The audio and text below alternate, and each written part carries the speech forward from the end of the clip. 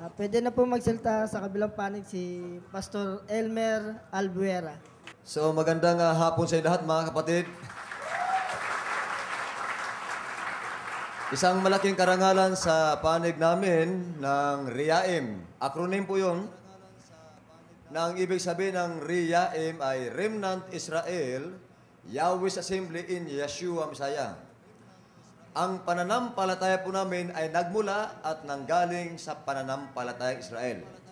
Bagamat kami mga Pilipino ay pananampalatayang Hebro ang aming tinanggap. Gaya din sa Pilipinas, maraming mga Islam dito o mga Muslim. Pero hindi sila Arabiano, mga Pilipino ang kanilang citizenship. Pero ang pananampalatayang tinanggap naman nila ay Islam. Gaya ng Roman Catholic, hindi naman sila taga-Roma, pero mga Pilipino. Gaya po namin na umanib sa pananampalatayang Israel, ay naimbitahan at nagkaroon ng formal na usapan, ginawang opisyal, kung kaya nandito kami ngayon upang patunayan namin na ang pananampalataya ng Israel o ng Hebro, ang aral ng Diyos na buhay, mula noon, ngayon, hanggang sa katapusan ng sanglibutan, ang aral ng Diyos ay hindi nagbabago. Kung paanong ang Diyos nating si Yahweh ay tinagurian sang-ayon sa Grego na Alpha at Omega, na ang ibig sabihin Diyos na hindi nagbabago. Ang lahat na nandirito ngayon, ang minimithi ay ang kaligtasan. Alam nyo ho maging sa langit ay may isang aral din. May isang pananampalataya. At may isang awit at may isang tagapagligtas. Gaya ng ating awit, gaya ng sinabi ni Apostol Matthew 6, 9 hanggang 10 na kung paano daw sa langit, gayon din sa lupa, kung paano sa lupa, gayon din sa langit. Ang aral kailangan the same.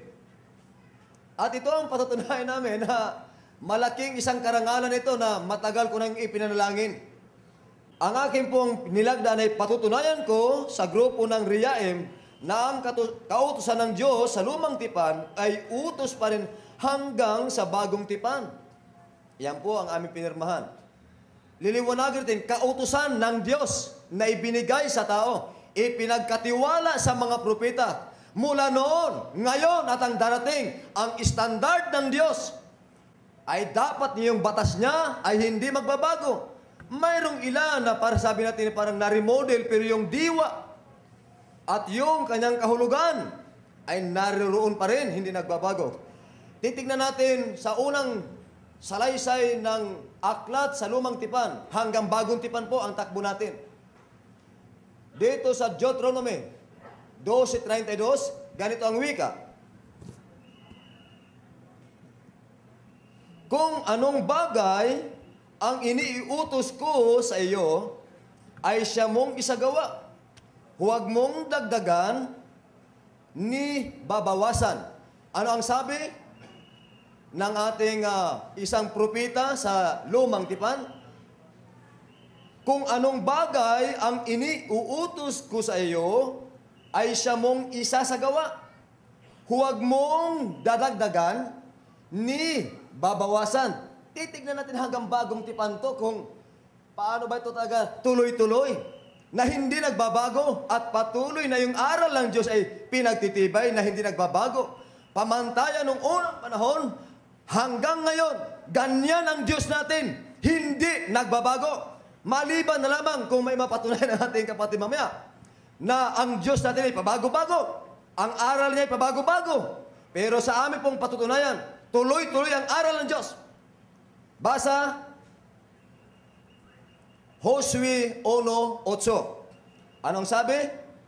Ang aklat na ito ng kautusan ay huwag mahihiwalay sa iyong bibig, kundi iyong pagbubulayan araw at gabi, upang iyong masunod. Ano raw? Huwag mahihiwalay. Ang alin ang hindi dapat mahihiwalay? Ang aklat ng kautusan sa iyong bibig, pagbubulay-bulayan mo araw at gabi.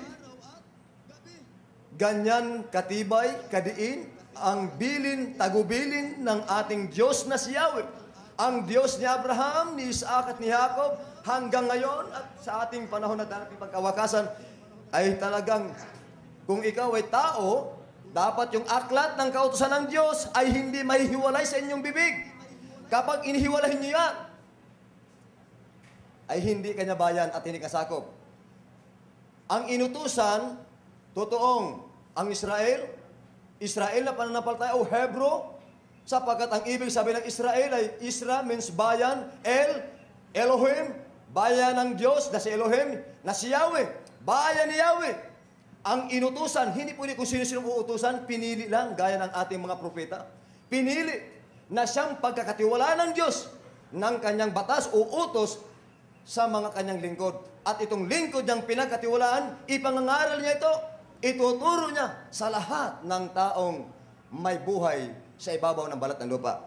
Sunod na talata na ating babasahin, 89:34 ng mga awit. Ano ang sabi? Parating na tayo sa bagong tipan. 89:34, ganito ang wika. Ang tipan ko'y hindi ko sisirain. Sinong may sabi? Una, mga propetang pinagbili ng Diyos. Ngayon sa 89:34 ng mga awit, abay ang Diyos ang nagsabi na. Anong tagubili ng Diyos?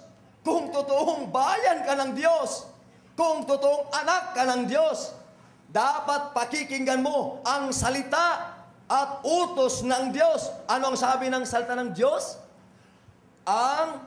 Isa-isa natin, dadahanin ko ha. Ang tipan ko'y hindi ko sisirain, ni akin mang babaguhin ang bagay na lumabas sa aking mga labi. Babaguhin ba ng Diyos ang kanyang tipan? Babaguhin ba ng Diyos ang kanyang kautusan? Ang sabi ay, hindi ko sisirain. Sino ang pwedeng sisira? Mga taong tatalikod sa bilin ng Diyos. Maraming lumabas sa bansang Ehipto ng mga Israelita. Maraming mga anak din ng Diyos na lumabas para maging malaya. Ngunit hindi lahat nakapasok. Dadalawang tribo ang nakapasok. Sino? Ang pangkat ni Caleb at ni Josue. Dahil naging matapat at masunurin. Gaya din sa ating ngayon dito sa Pilipinas. Oo. Alam nyo ba nung unang panahon, wala tayong pag-asa sa kaligtasan? Ngunit nang dahil sa dugo ni Kristo o ni Yeshua sa totoong pangalan niya, ang pagkapako o pagkabayubay niya sa krus ay upang matupad ang pangako ng Diyos kay Abraham na siya ay maging ama ng mga bansa. Maging anak tayo ni Abraham sa pananampalataya. Sa paano ito natupad na inihula sa lubang tipan? Sa pamamagitan ng dugo ni Yeshua. Kaya sa nakadipa, hintil man, Griego man, anuman ang iyong lahi, whosoever believe in Yeshua should not perish, but have an everlasting life. 1:12 ng Juan, ang sinumang sa kanya ay sumampalataya, ay binibigyang karapatang maging anak. At kung anak, ay tagapagmana. Gusto niyo bang maging anak kayo? O kailangan kayo sumama? Umanib kayo sa bayan ng Diyos. Sino ang bayan ng Diyos? Ang Israel na pananampalataya. Nakarating po sa Pilipinas, bagamat maraming bansa ang nanabutahi sa pananampalatayang ito ng Israel, ay hindi ipinahintulot ng Diyos na hindi makarating dito sa bansang Pilipinas sapagkat nakita ng Diyos na maraming mabubuti rito. Maraming mga taong matuwid na ibig maligtas. Kaya nga po, nandito po kami, ibig po namin malaman ninyo kung ano yung katotohanan. Sunod.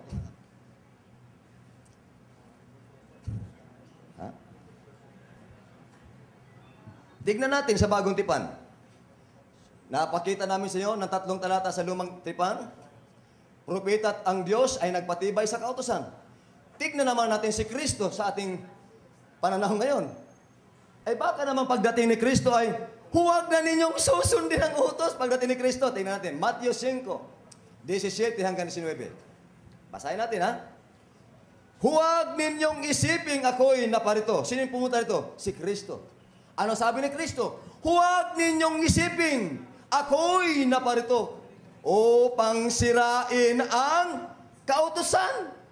Mag-isip ka pa lang na sirain ang kautusan. Sabi ng Biblia, huwag. Ang sabi ng Biblia, huwag kang kakain ng aking ipinagbabawal sa punong kahoy. Sumubok yung tao. Anong nangyari kay Adan at Eva sa simpleng pagkakasala? Nagkaroon ng kamatayan ang dating walang kamatayan sa simpleng pagsuway. Ano ang sabi ni Kristo na sinasabing, kay Kristong utos ito? Ano sabi ni Kristo? 5:17, huwag ninyong isiping, ako'y naparito upang sirain ang kautusan o ang mga propeta. Saan nyo makikita ang propeta? Sa lumang tipan. From Genesis to Malachi ay sulat ng mga propeta yan. Ni ang mga propeta, huwag nating isiping wala na yon. Tuloy ng basa. Ako'y naparito hindi upang sirain, kundi upang ganapin. 18, sapagkat katotohanang sinasabi ko sa inyo, hanggang sa mga wala ang langit at ang lupa, ang isang tuldok o isang kudlit sa anumang paraan ay hindi mawawala sa kautusan, hanggang sa maganap ang lahat ng mga bagay. Nawala na bang langit? Nawala na bang lupa? Hanggat may langit at may lupa, hindi mawawala ang kautusan. Pero sabi nga ng Biblia, maski mawalang langit, maski mawala ng lupa, ni ang isang tuldok o kudlit ng kautusan ay hindi mawawala. 19. Kaya't ang sinumang sumuway sa isa sa kalitliitang mga utos na ito at ituro ang gayon sa mga tao ay tatawaging kalitliitan sa kaharian ng langit. Datapwat ang sinumang gumanap at ituro ito'y tatawaging dakila sa kaharian ng langit. Sino ang dakila sa kaharian ng langit? Ang magturo ng kautusan. Sino ang tatawaging kalitliitan sa kaharian ng langit? Ang susuway sa utos. Malinaw na ang kautusan ng Diyos mula noon, ngayon at ang darating, hindi nagbabago katulad ng salitang Alpha at Omega. Diyos noon, ngayon at ang darating, hindi nagbabago. Another? Ano ang, hindi ba tayo lahat dito nangangailangan ng kaligtasan? Okay? Sa magandang balita, Mateo 19. Mateo 19. Nako. 19, Kapitulo 16 at 17. Anong sabi? Di ba lahat tayo rito na ngayon ay ibig maligtas? Tignan natin yung mayamang lalaki na lumapit kay Yahshua o kay Kristo. Ayun, nandun na pala. Hanggang 17 yan. Okay, nandun. Mabutit na nasusubay mo yun. Salamat na marami. Hallelujah! May isa namang lalaking lumapit. Magandang balita. May isa namang lalaking lumapit sa kanya at nagtanong. Isang lalaking mayaman, lumapit. Kanino? Sa ating guro. Sinong guro? Si Yahshua. Anong sabi ng lalaki? Guro, ano pong kabutihan ang kailangan kong gawin upang magkamit ng buhay na walang hanggan? Abay, hindi nalalay sa atin. Hindi ba tayo rin nandito para magkamit ng buhay na walang hanggan? Ito ngayon ang paksa namin ni Brother Eliseo Soriano. Tumupad o sumuway? Ang mayamang lalaki ito, sabi niya, Guro, mabuting guro, ano ang dapat kong gawin sa bagong tipan itong ating binabasa? Ano ang mabuti kong gagawin para magkamit ng buhay na walang hanggan? Hindi ba kayo rin nandito? Kayong lahat, mga lalaki at babae, bata man o matanda, anong layunin? Upang magkamit ng buhay na walang hanggan. Ang tanong ng lalaki ito ay tanong natin lahat. Ano ang sagot ni Yahshua? Tulitan natin basa. O ni Jesus, Guro, ano pong kabutihan ang kailangan kong gawin upang magkamit ng buhay na walang hanggan? 17. Sumagot si Jesus o si Yahshua sa tunay na pangalan niya. Bakit mo ako tinatanong kung ano ang mabuti? Iisa lang ang mabuti. Kung ibig mong magkamit ng buhay, sundin mo ang mga utos. Aba, kung ibig nating magkamit ng buhay na walang hanggan, kayong lahat tinatawagan ko. Ang sabi ng Biblia, kung ibig mong magkamit ng buhay na walang hanggan, wika ni Jesus, wika ni Kristo, wika ni Yeshua Misaya, anak ni Yahweh El Shaddai. Anong sabi? Kung ibig ninyong magkamit ng buhay na walang hanggan, sundin mo ang utos. Iyan ang sabi ng Biblia. Ngayon, patutunan ni Brother Soriano yan. Kung ibig ninyong magkamit ng buhay na walang hanggan, pagdating sa pagtinig ni Soriano Mea, suwayin ninyo ang utos, papakinggan natin yan. Ang sabi sa lumat bagong tipan, kung ibig ninyong magkamit ng buhay na walang hanggan, sundin ninyo ang aking mga utos. Hallelujah! Okay, another text. Bilang patunay, diretso natin sa unang Juan. Para kasi medyo tagil ng oras ko. Unang Juan, 2, ang talatay 3. Pakibis-bis lang. Para makita ng ating mga kapatid, mga kaibigan. Unang Juan 2:3, tignan natin kung tungkol sa katotohanan ng pag-uusapan. Okay, basa. 2:3. At sa ganito'y nalalaman natin na siya'y ating nakikilala. Kilala niyo ba ang inyong Diyos? Ano ang sabi ng Biblia? At sa ganito'y nalalaman natin na siya'y ating nakikilala kung tinutupad natin ang kanyang mga utos. Kung ibig mong makilala ang Diyos, ang sabi ng Biblia, tinutupad natin ang kanyang mga utos. Walang sinabi ng Biblia, labagin mo ang utos ng Diyos. Ang sabi ng Biblia, from Old and New Testament, ingatan sa Kawikaan 7:1, impukin, iukit sa inyong mga puso ang kanyang mga utos sapagkat ito'y inyong buhay. Maliwanag ho. Hindi sinabi ito na huwag niyong iimpukin sa bagong tipan kung nakikilala niyo, sabi sa 3. At bago tayo magtapos, malapit na. Dahil magkukrus examen. Ang mahalaga po mga kapatid, ipinakita ko sa inyo ang tatag at tibay ng katotohanan. Tignan nyo sa Biblia. Mayroong nagagalit sa tumutupad ng utos? Alam nyo ba kung sinong founder sa galit sa utos? Pakibasa lang, brothers. Pakibigay nga sa akin talatagad. Apokalipsis 12:17. Banatan natin 2 minutes lang. Anong sabi doon sa 12:17 ng Apokalipsis? Sino yung galit sa utos, mga kapatid? Okay? 12:17. At nagalit ang dragon. Sino ba yung dragon sa akala ninyo? At nagalit ang dragon sa babae at umalis upang bumaka sa nalabi sa kanyang binhi. Anong katangian ng nalabi? Sumusunod. Galit ang dragon. Kanino? Anong katangian ng kinaiinisan ng diablo? Itong sa 12 hanggang 12 ng Apokalipsis, yung tinutukoy na dragon, yun yung diablo, Satanas at demonyo ng banal na kasulatan. Galit na galit. Kaninong grupo siya nagagalit? Ano ang katangian ng kinainisan ng diablo? May mga kampuni siya. Ano katangian? Basa sa 17.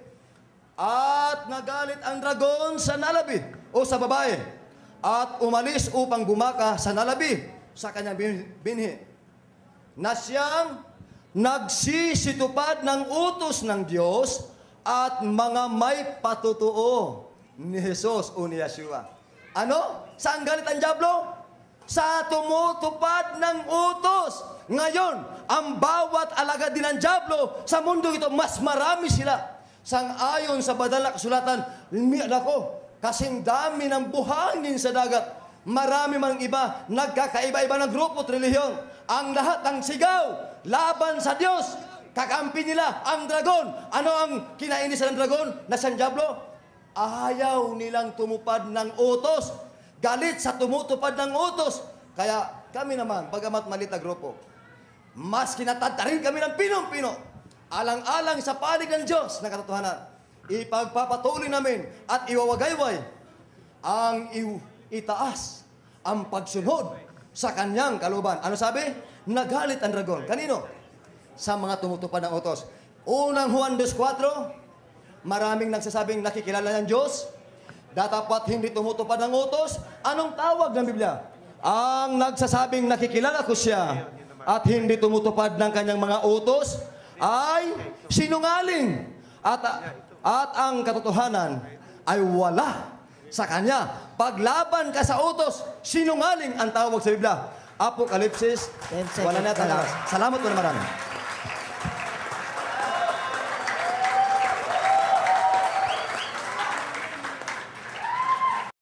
Ang magtatanong sa kabila mo si Brother Eli Soriano po. Ang aking unang tanong, kapatid na Elmer, sabi mo umanib kayo sa pananampalatayang Israel. Meron ba sa Israel na pangalan na Remnant Israel Yahweh Assembly in Yahshua Messiah? Meron bang grupong ganyan sa Israel? Meron po.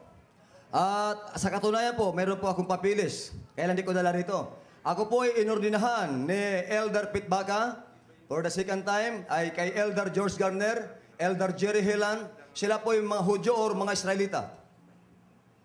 Ako po ay isa sa tagapangarap po nila dito sa Pilipinas. May kasamahan kayo sa Israel. Oho, meron o. Maraming tawag sa pananampalataya Israel sa ngayon. May Messianic Movement, may tinatawag itong Sacred Name Believer Movement, may tinatawag itong Judaism or Sabbath Keeper. Maging sa Amerika, isa po ang aming pinaglalaban at aming layunin ang alin? Ibalik ang katotohanan.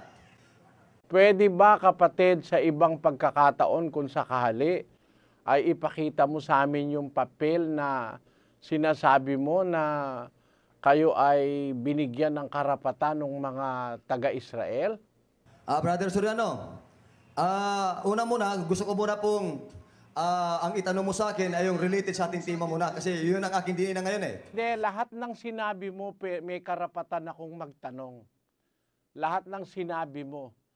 Huwag kang magsasalita ng isang bagay na hindi mo gustong itanong ko sa'yo. Kaya ako sinasabi yan dahil yan ang umpisa mo eh. Ang pananampalataya po namin ay nagmula at nanggaling sa pananampalatayang Israel. Yan ang umpisa mo. Nagbigay ka pa ng halimbawa. Yung mga Pilipinong Islam o mga Muslim, hindi naman mga Arabo yan, di ba? Kung natatandaan ng mga audience kanina, diyan ka nag-umpisa, kaya diyan ako nag-uumpisang magtanong. Bagamat kami mga Pilipino ay pananampalatayang Hebro ang aming tinanggap. Gaya din sa Pilipinas, maraming mga Islam dito o mga Muslim. Pero hindi sila Arabiano, mga Pilipino ang kanilang citizenship. Pero ang pananampalatayang tinanggap naman nila ay Islam. Gaya ng Roman Catholic, hindi naman sila taga-Roma, pero mga Pilipino. Ngayon, sa kumpirmasyon mo, meron kayong kasamahan taga-Israel. Yun lang naman ang gusto kong malaman eh. Kung ikaw ang pananampalataya mo, nag-umpisa rito sa Pilipinas o nag-umpisa nga talaga sa Israel. Yan po ang una kong tanong sa'yo. Ngayon, ang ikalawang tanong ko ganito. Sabi mo, may ilan na mga utos ng Diyos na na-remodel. Ay dapat yung batas niya ay hindi magbabago. Mayroong ilan na para sabi natin parang na-remodel. Sabi mo kanina, no? Ano yung ilan na na-remodel na sinasabi mo? Okay, salamat ng marami. Sa tanong ni Brother Solano. Sa lumang tipan, dati, yung mula kay Adan at Eva, pag nagkatay sila ng tupa, dahil sila nagkamali, nagpapatay sila ng tupa. Sa bagong tipan, dumating na po yung tunay na inaaninuhan noon. Ang tawag doon sa English, sacrificial offering. Hebrew 5 hanggang 6 yun. Pakibasa natin, Brother Elmar. Hebrew 5 hanggang 6. Dali, baka maubos ang oras. Mas maganda marami silang may tanong. Kaya't pagpasok niya sa sanglibutan ay sinabi, hain at handog ay hindi mo ibig. Ngunit isang katawan ang sa akin inihanda mo. Sa mga handog na susunugin at mga haing patungkol sa mga kasalanan ay hindi ka nalugod. Ito po yung tungkol sa sacrificial offering na dumating na nga ang tunay na inaaninuhan ng mga handog ba? Pag nagkasala ka noon, malaki-laki, baka, kalabaw o kaya kambing o tupa. Pero kawawa yung mahirap kung wala kang hasyenda. Ang ibig mo ba sabihin, kapatid na Elmer, yang handog na yan na susunugin patungkol sa kasalanan, utos yan kay Eva at kay Adan? Hindi lamang kay Eva at Adan, sa lahat po. Sa Pero Israel. nag-umpisa yan kay Eva at kay Adan, sabi mo. Doon nagsimula. Doon. Yung paghahandog ng tupa. Ang tanong ko sa'yo, saan mo mababasa na sinabi kay Eva at kay Adan na maghandog ng mga hayop na susunugin? Ang ibig sabihin mo kanina sa akin na ang nilalarawanan o mayroong pagsasalarawan na pagbabago. Halimbawa, yung nung una, sa tupa. Dito sa Genesis siya Hindi makikita mo mo. nakukuha yung tanong ko, kapatid na Elmer. Sabi mo, nag-umpisa yan kay Eva at kay Adan at saka sa iba pa. Ang tinatanong ko lang, saang talata sa Biblia mababasa na iniutos kay Eva at kay Adan maghandog ng mga hayop na susunugin? Ang ating pinag-usapan nito, brother, sila una-una, ay tungkol Alam ko yung usapan natin. You are under cross-examination. Sagutin mo lang yung tanong ko, sana mamagitan ng ating moderator. Kasi ikaw ang may sabi, hindi naman ako na yan, utos kay Eva at kay Adan. At sa iba pa. Tinatanong ko lang naman sa'yo yung talata. Madali naman ako kausap Meron bang talata sa Biblia na nagsabi ang Diyos kay Eva at kay Adan na maghandog sila ng mga hayop na susunugin? ito nga hindi nga ho direkta, pero sila no naghahandog ng tupa. Na ang tupang ito'y lumulan. Ganito. Kung sabi mo sila naghahandog, saang talata sa Biblia mababasa mo si Eva at si Adan naghahandog ng tupa? Genesis 4, bagamat hindi dito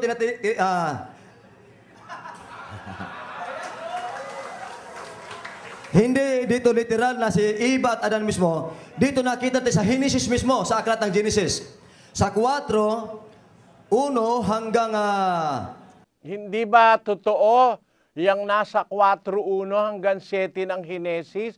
Ang naghahandog dyan si Abel at saka si Cain, hindi naman si Eva at si Adan? Oho. Di ba anak nila si Abel at Adan? So, ang naghahandog si Cain at saka si Abel, hindi si Eva at si Adan. Ganon. Kung sinusunod ito ng anak, ito'y mula ito sa magulang din. Nakita sa magulang. Anak niya ito Hindi naman sumuway si Abel sa utos Pero si Cain sumuway sa utos. Noong nakasala siya, nag-alay siya Pero ng ba si lupa. Cain ba sumuway sa utos, kapatid? Nagkasala siya sa utos dahil pumatay siya O di ba siya anak ni Eva at ni Adan? Bakit siya sumuway sa utos? Kaya ang punto ko sa'yo, hindi ko mo ginagawa nung anak, yun ang ginagawa ng magulang. Hindi ganon. Huwag tayong mga has na lalagyan natin yon. Ganun pa man, naintindihan ko na ang punto mo. Ang susunod kong tanong, sino ba ang nag-utos sa kanila na maghandog ng haing susunugin? Sino nag-utos? Oo, kay Cain at saka kay Abel na maghandog sila ng mga hain. Sino ba nag-utos sa kanila? Alam nyo, kapatid, kung naalala mo yung sinabi sa akin doon sa kanabutas, di ba? Si Abraham, nagbigay ng ikapo, pero hindi inutusan. Kay Melchizedek, hindi ba ikaw pa maniwala? Ayan, pero ngayon, ang tanong ko sa'yo, sabi mo kasi, utos yon yung paghahain ng mga tupa. Sabi mo nga, na-remodel dahil dumating na yung anino, yung pinanggagalingan ng anino, 'di ba? Sabi mo kanina, no? 'Di ba sabi mo utos 'yon? Sino nag-utos noon? Sabi mo kasi utos Ikaw ang may sabi, hindi ako. Sabi mo utos 'yon, kaya lang na-remodel. Ang tanong ko sa iyo, sino nag-utos nung paghahain ng mga tupa o ng mga hayop? Ang tanong ko sa iyo, sino nag-utos nung paghahain ng mga tupa o ng mga hayop? Ang hinihintay ko sa yung itanong sa akin, Brother Soriano, yung pinaksa ko tong... Hindi, yun ang tinatanong ko, wag mo akong turuan ang itatanong ko sa'yo. Mamaya, hindi rin kita tuturuan ng itatanong mo sa akin. Ang tanong ko sa'yo, sabi mo kasi, utos yun, na niremodel lang. Ang tanong ko sa'yo, sino ba nag-utos nun? Nung maghandog ng mga hayop? Sino nag-utos nun? Simple naman yung tanong ko eh. Pakisagot Dito na lang po. po, ayon sa record sa Biblia, lahat po yan na utos na makikita sa Biblia, galing yan sa Diyos. Ayon. Sa mga twin, utos ng Diyos yan. Kung yan ay utos ng Diyos, sabi mo ang Diyos ay hindi nagbabago. Bakit ang sabi mo kanina, ni-remodel yan? Ay dapat yung batas niya ay hindi magbabago. Mayroong ilan na para sabi natin parang na-remodel. Magbigay ko sample sa Brother Soriano. Gaya ng 10 utos, isinulat sa bato. Sa bato, ni-remodel. Nilagay sa puso't isipan. Di ba man nagkaroon ng pag-remodel pero nalipat lamang yung utos mula sa bato. Sinusundan lang patungo kita puso't doon sa isipan. sinasabi mo. Sabi mo kasi, utos yan ng Diyos. Eh sabi mo, ang Diyos eh, hindi nagbabago, ba't naman ni-remodel yung utos niya? Di ba sabi ko sa'yo, yung tinatanong ko sa'yo yun eh. Maglagay ka ng katwiran para sa kapakanan ng tao. Kung ang mahalaga sa'yo, kaligtasan natin, sagutin mo ako ng tapat. Sabi mo, utos yan ng Diyos. Sabi mo rin, ang Diyos ay hindi nagbabago. Eh di dapat hindi rin magbabago yung kanyang utos. Yun ang konklusyon mo eh. Yun nga ang tema natin eh. Sabi mo, walang pagbabagong naganap. Eh ikaw na rin na nagsabi, ni-remodel ng Diyos. Eh ba't ganon? Meron ba namang walang pagbabago tapos nire-remodel? Yun ang tinatanong ko sa'yo ngayon. Ano ang katwiran mo ron? Walang naganap na naalis. Yung pagkakasulat na i-transfer mula sa bato patungo sa puso, pero yung nilalaman. Wala akong sinasabing mula sa bato, ikaw ang may sabi noon. Ang tinatanong ko sa'yo, yung paghahandog. Sabi mo, utos ng Diyos yun, yung paghahandog ng hayop. Eh ngayon, hindi na. Dahil sabi mo, kawawa naman yung mahihirap. Wala namang ihahandog na tupa. Sabi mo pa kanina eh, di ba? Pag nagkasala ka noon, malaki-laki, baka, kalabaw o kaya kambing o tupa. Pero kawawa yung mahirap eh, kung wala kang hasyenda. Kaya nga tinatanong ko sa'yo, ano ang katwiran ng Diyos mo ron? Kasi hindi yun ang Diyos ko eh. Ano ang katwiran ng Diyos mo? Nasabi mo kanina, walang pagbabago ang Diyos. Eh ba't ngayon eh, inalis niya yung utos na paghahandog dahil kawawa naman yung mahihirap? Yun ang tinatanong ko sa'yo, anong katwiran doon? Wala namang naalis na utos eh, Brother Soriano. Hindi, sinabi mo ni remodel eh. Asan mo mababasa na yung paghahandog ni remodel? Bibigyan kita ng sample. Yung remodel mula sa utos, sa bato, nilipat sa puso't isipan hanggang bagong tipan. Ganon din ang pagkakasulat. Hebro, pakibasa niyo sa Hebro. Hebreo 8. Hebreo 8, talatang 10. Ito ang sabi. Umpisa natin sa 9. Hindi ayon sa tipan, aking ipinakipagtipan sa kalang mga magulang, ng araw na sila'y aking tangnan sa kamay. Di yan ang tinatanong ko, kapatid. Ang tinatanong ko yung tungkol doon sa hayop na ihahandog. Doon pa lang naman ako, mamaya tayo pupunta dyan. May oras pa naman eh. Ang tanong ko, saan na yung hayop na ihahandog? Utos ng Diyos yun, pero ni-remodel niya. Saan yon? Ito'y pagsasalarawan ng pagsagot ko sa Brother Soriano dahil doon ka pumasok ng tanong. Ang tanong mo ay tungkol sa paghahandog, tungkol sa tupa. Yun ay pagsasalarawan ko lamang tungkol sa kautusan. Na mayroon mang yung pinaglalagyan, pero yung utos mismo, yung eksaktong utos, tulad ko dito, walang pagbabago. Yung pong titinagan namin, walang pagbabago yung nilalaman. Ayon, kung walang pagbabago yung eksaktong utos, ibig sabihin, yung nilalaman, yung eksaktong utos, dapat hanggang ngayon maghahandog pa rin tayo ng tupa. Di ba ganon? Kaya nga po kami, Brother Soriano, taon-taon, mayroon kaming tinatawag na Passover or Paskwa. May Passover ho kami. Iyon po ay hindi na kami nakakata. Kapatid, alam mo, wala akong pakialam doon kung may Paskwa kayo kung wala. Yung tema natin ang pinag-uusapan natin. Sabi mo, walang pagbabago yung Diyos na kinikilala mo. Eh sabi mo kasi, Yung utos na paghahandog ng mga tupa, utos ng Diyos yun. Eh bakit ngayon hindi na? Sabi mo nga, yung mahihirap, di makakapaghandog. May pagbabago ba o wala? Yung pinaglalagyan, mismo yung dumating na mismo yung inaliwan, Hebro 10:1, sapagkat ang kautusan na may isang anino ng mabuting bagay na darating, hindi ang tunay na larawan ng mga bagay, o hindi ang tunay na larawan noong diwa, naroon, Brother Siriano, Tapos na po.